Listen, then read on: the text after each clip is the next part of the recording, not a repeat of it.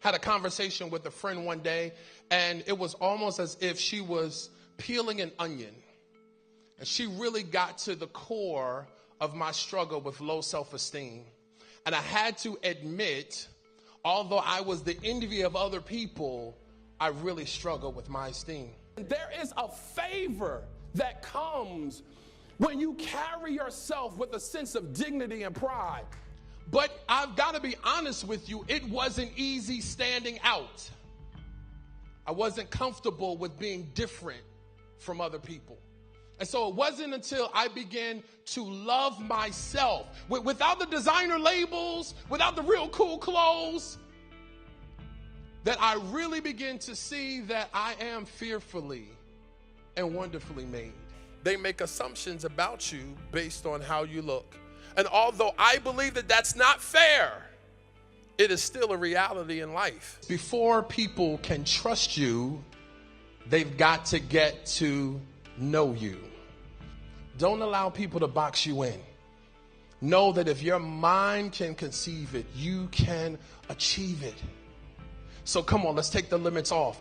Let's master the power of our image so that it brings benefit to you and not negativity to you. Listen, gentlemen, if you stay ready, you never have to get ready.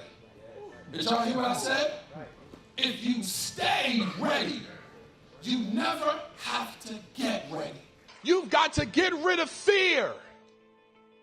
I asked you today, what's on the other side of your fear? And so I'm sitting in the back of the plane, and the stewardess comes, and she says, "Excuse me, Dr. Ellis, I have a seat for you in first class."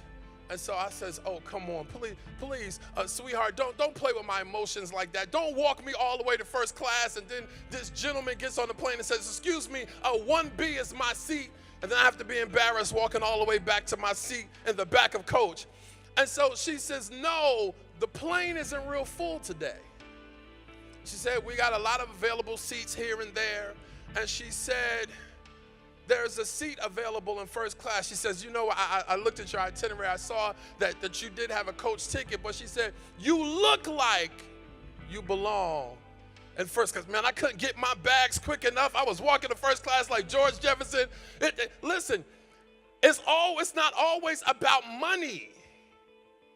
But there's a favor that comes when you master the power of your image.